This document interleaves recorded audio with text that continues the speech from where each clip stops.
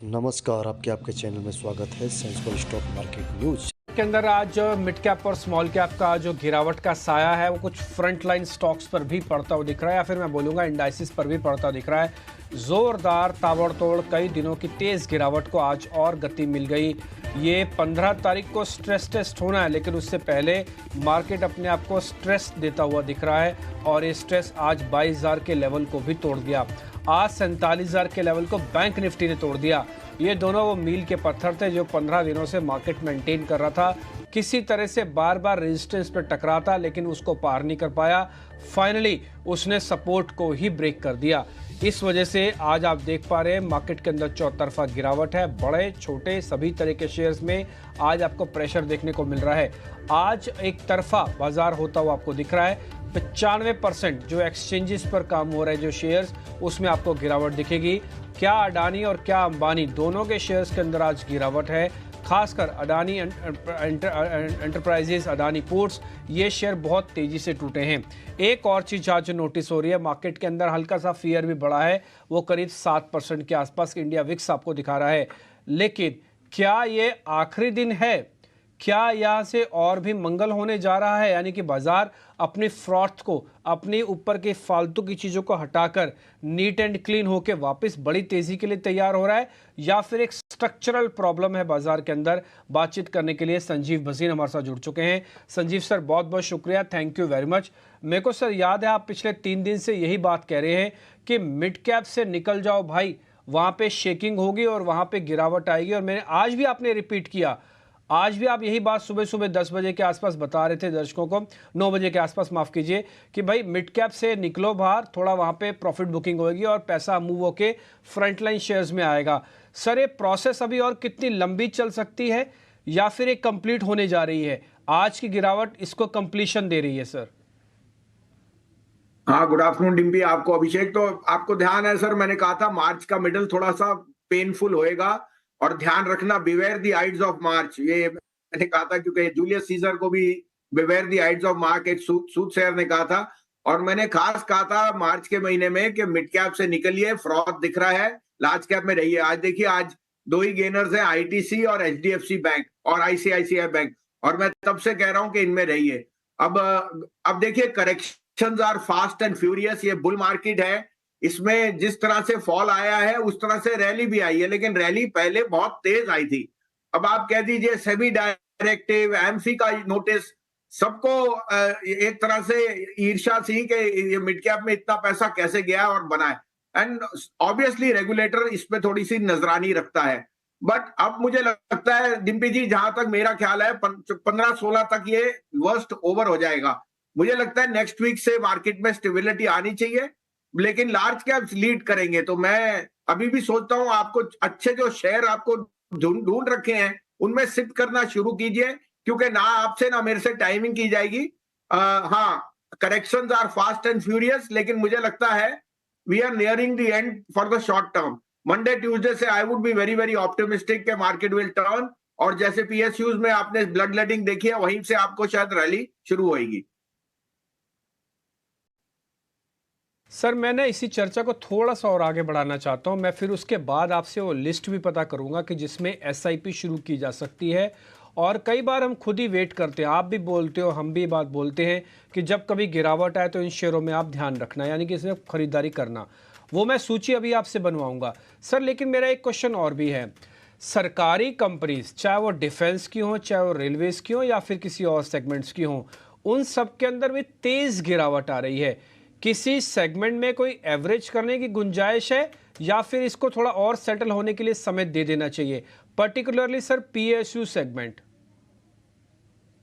देखिए डिम्पी जी, रेलवेज और डिफेंस से तो मैंने पहले ही कहा दूर रहना है। ये कंसेंसस बायस थे और बहुत ओवरबॉट थे।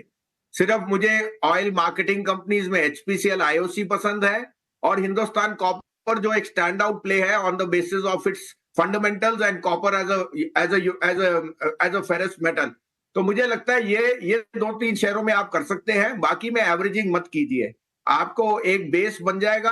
आपको अपने आप देखना है कि कहाँ आपकी वैल्यू क्रिएशन है, और वो लीजिए। या तो किसी से परामर्श कीजिए, कोई ब्रोकिंग से होए, आईएफएल सिक्योरिटी से जुड़िए, नहीं तो सीपीएसई जो ईटीएफ है वहां पे आप अपना एक्सपोजर धीरे धीरे कर सकते हैं through a SIP. CPSE ETF में 12 पीएसयूज है और मुझे लगता है आपको एक बेस्ट एंट्री मिल जाएगी। मैं यहाँ पे दो ही नाम ले सकता हूँ, एचपीसीएल, हिंद कॉपर और and to some extent GAIL. Okay sir मैं लिख भी रहा हूँ, एक आप हिंद कॉपर बता रहे हैं और एक एचपीसीएल बता रहे हैं और आप एक गेल पे भी थोड़ा कन्विक्शन हाई रखते हैं। मैं इन्हीं तीनों कंपनीज को सिर्फ कॉर्नर कर देता हूँ कि ये भसीन साहब के कुछ पसंदीदा सरकारी कंपनियां हैं। सर अब मैं वो एसआईपी वाले शेयर आपसे पता करना चाहता हूँ कि जहाँ पर आज से ही, इसी समय से, इसी क्षण से ही एसआईपी शुरू कर सकते हैं। अगर आप मेरे को 5 शेयर बता देंगे ना तो फिर बहुत मेहरबानी होगी। बिल्कुल, देखिए सबसे पहले federal bank arguably mid cap में सबसे बढ़िया बैंक है एज अ रेशियो और उसके निम्स और डिपॉजिट्स और वो गोल्ड लोन में भी बहुत अच्छा उसका ग्रोथ है। फेडरल बैंक के इस भाव पे आपको सिप करना चाहिए। दूसरा है रैमको सीमेंट। देखिए 2.3 टाइम प्राइस टू बुक और ईवी टू एबिटा लोएस्ट है इसका। और अभी मैंने जैसे आपको कहा, जिस तरह से सीमेंट सेल्स साउथ में बढ़ रही है, मुझे लगता है rate hike is round the corner. Plus petcoke prices have fallen. Ramco cement 880-90 में I think it's a no brainer कि आप ये लेंगे 780, सॉरी, आपको ये इस शेयर में 790 रुपए में बहुत पैसा मिलेगा। तीसरा, जैसे मैंने आपको कहा, हिंद कॉपर में एक यूनिक प्ले है कि और कोई इंडिया में ऐसा कोई कॉपर माइन है ही नहीं। और इसकी जो यूनिक एडवांटेज है वो ओवरसीज में जैसे चाइना वापस आएगा, हिंद कॉपर में आपको बहुत स्ट्रांग रैली दिखेगी। चौथा एचपीसीएल है जिसपे मैं बहुत बुलिश हूं और मैं कह रहा हूं। और फिफ्थ है इंडिया बुल रियल एस्टेट। देखिए 24 तारीख को मेरे ख्याल हियरिंग है एनसीएलटी की, जिसमें एम्बेसी को जो है ना मर्जर की न्यूज मिल जाएगी। और एक ये बहुत ही अट्रैक्टिव प्राइस में है कि 5-6 हजार करोड़ की मार्केट कैप है और सबसे बड़ी इन्वेंट्री है पूरा महाराष्ट्र और दिल्ली में। और मुझे लगता है Embassy can be a game changer for this stock. तो Indiabulls Real Estate, Hind Copper, HPCL, Ramco and Federal Bank, ये 5 शेयर मैं सजेस्ट करूंगा। साहब ने जो 5 शेयर बताए हैं मैं आपको वापस से नोटिस कराता हूं, अगर आपसे कोई मिस हो गया हो तो। पहला फेडरल बैंक, दूसरा रैमको सीमेंट, तीसरा हिंदुस्तान कॉपर, चौथा है एचपीसीएल और पांचवा है इंडिया बुल्स रियल एस्टेट।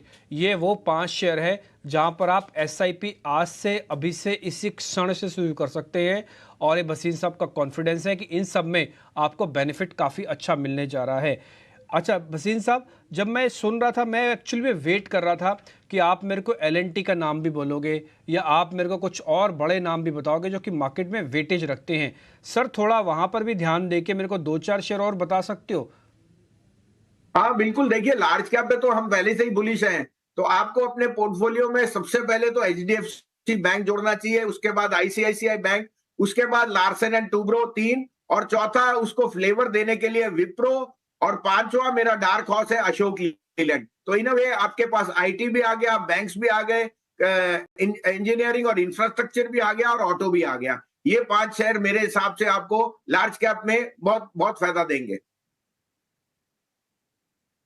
एक सूची और बनाओ आप लार्ज कैप शेयरों की और ऊपर बकायदा हेडर लिखो कि संजीव सर के बड़े शेयर हैं जहां पर एसआईपी आज इसी क्षण, इसी समय आपको शुरू करनी चाहिए। अगर कोई आदमी वेट कर रहा था कि बाजार महंगा है, मेरे को मिल जाए, या फिर मेरे को उतरना है मार्केट में, तो इससे बेहतरीन समय नहीं हो सकता। 5 शेयर ऑलरेडी सर ने आपको पहले बताया, हमने वो सूची दिखा रखी है। उनकी कैटेगरी थोड़ी मिड कैप है, लेकिन ये जो मैं अभी 5 शेयर आपके सामने नाम लूंगा, ये सारे के सारे बड़े शेयर हैं। मैं रिपीट कर रहा हूं, नाम आप नोट कर लीजिएगा। पहला एलएनटी है, दूसरा सर ने बताया एचडीएफसी बैंक, और मैं इसके लिए सर को थैंक यू भी बोलूँगा क्योंकि जिन्होंने पुराना भी एसआईपी शुरू कर रखा है एचडीएफसी बैंक का, वो अभी भी फ़ायदे में हैं। ये सर ने ये बात और बताई थी कि 1350 के नीचे नहीं जाएगा। मेरे को अच्छे से याद है, अभी भी मेरे दिमाग में बात गूंजती है। दूसरी बात, तीसरा शेयर है आईसीआईसीआई बैंक, चौथा शेयर है विप्रो, और एक लास्ट शेयर जो आपकी सूची में अभी मिस हो रहा है उसको आप डाल दीजिएगा। उस शेयर का नाम है अशोक लीलैंड। तो आपके पास 5 शेयर बड़े, 5 शेयर हमने थोड़े उससे नीचे की कैटेगरी के आपको दे दिए। 10 शेयरों से भी एसआईपी करेंगे ना तो मेरे को लग रहा है अपने आप को अच्छे से संभाल पाएंगे। और बाजार के अंदर गिरावट तो खैर बढ़ ही रही है, वो एक अलग लेवल की है। अभिषेक।